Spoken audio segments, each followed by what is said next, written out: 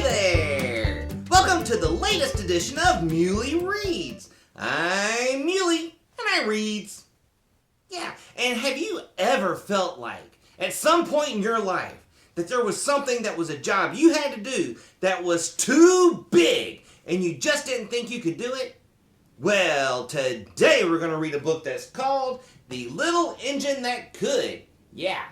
And what's important about this book is that this little engine has a big job and feels like he might not be able to do it. Well, what'll he do? Well, I don't know. Let's read the book and see. The Little Engine That Could by Watty Piper. A Platt and Monk classic.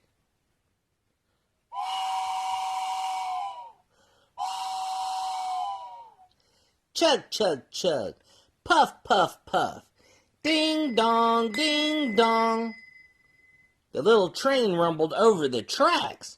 She was a happy little train, for she had such a jolly load to carry.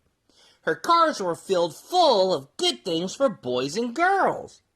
There were toy animals, giraffes with long necks, teddy bears with almost no necks at all, and even a baby elephant. Then there were dolls. Dolls with blue eyes and yellow curls. Dolls with brown eyes and brown bobbed heads. And the funniest little toy clown you ever saw. And there were cars full of toy engines. Airplanes, tops, jackknives, picture puzzles, books, and every kind of thing boys or girls could want. But that was not all. Some of the cars were filled with all sorts of good things for boys and girls to eat.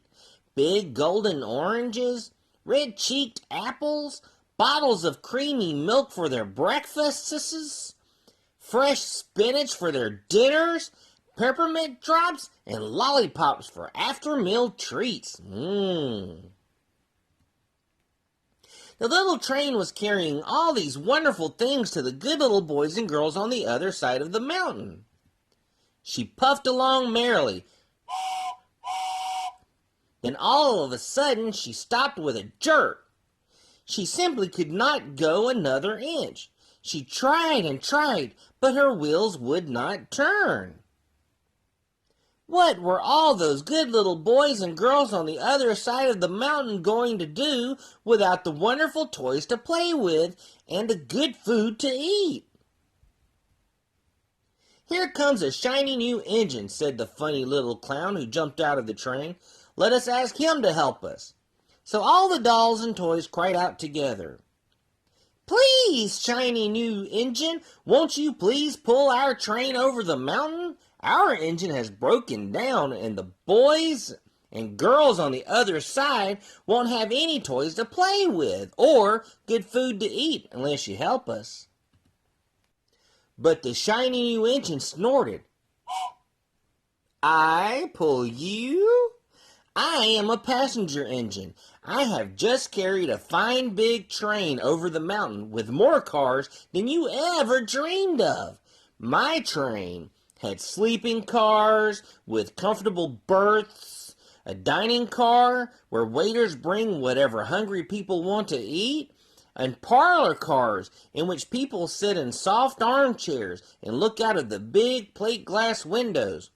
I pulled the likes of you? Indeed not. And off he steamed to the roundhouse, where engines live when they are not busy. How sad the little train and all the dolls and toys felt.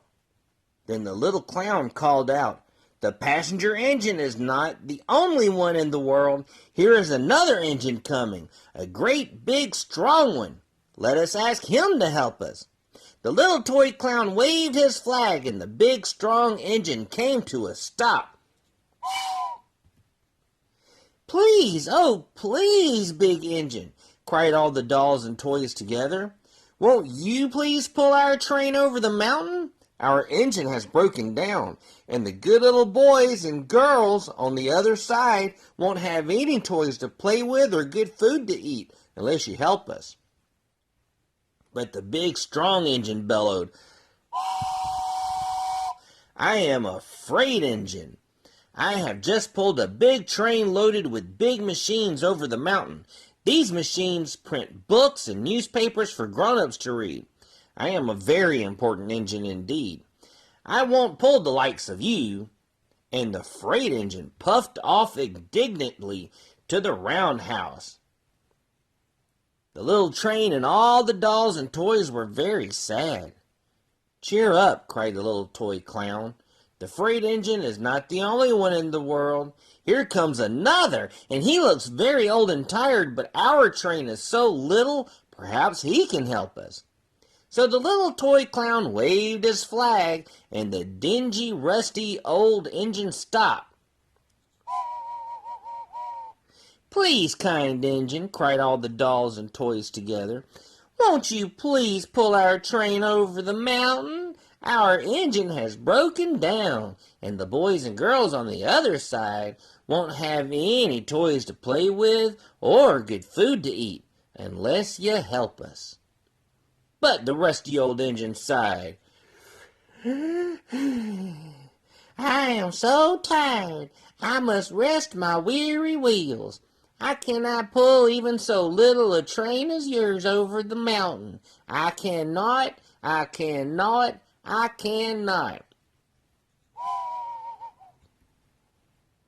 And off he rumbled to the roundhouse, chugging, I cannot. Then, indeed, the little train was very, very sad, and the dolls and toys were ready to cry.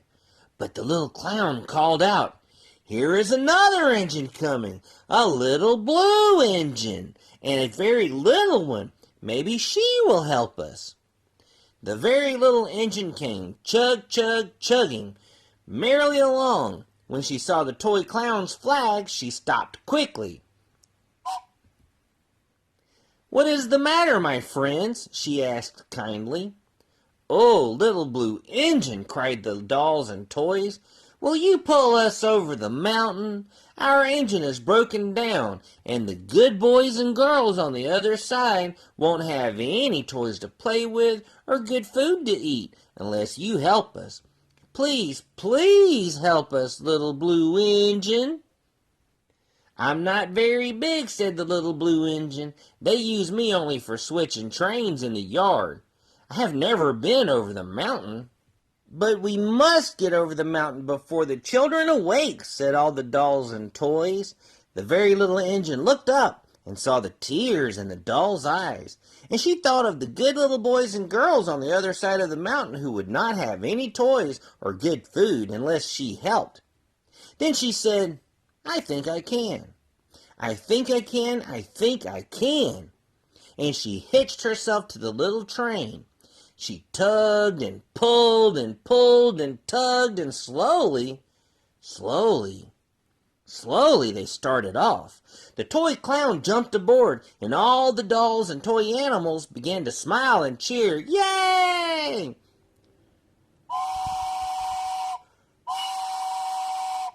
Puff, puff, chug, chug went the little blue engine. I think I can. I think I can. I think I can. I think I can. I think I can. I think I can. I think I can. I think I can. I think I can. Up, up, up. Faster and faster and faster and faster. The little engine climbed until at last they reached the top of the mountain. Down in the valley lay the city. "Hooray! Hooray!" cried the funny little clown, and all the dolls and toys. "The good little boys and girls in the city will be happy because you helped us, kind little blue engine." And the little blue engine smiled and seemed to say, as she puffed steadily down the mountain, I thought I could, I thought I could, I thought I could, I thought I could. I thought I could, I thought I could. Ah, that's a good book. I love books like that remind us that no matter whatever kind of obstacles get in our way, we can overcome them. Yeah. And you know what? I wasn't sure if I could read that book, but I thought I could, and so I did. Well, this is your pal Muley the Mule telling you that no matter what you think can get in your way, it's not going to stand there for long. If you think that you can get past it, you sure can. That's called mind over matter. And if you don't mind, the walls don't matter. And I always remember, Muley loves you. Mwah!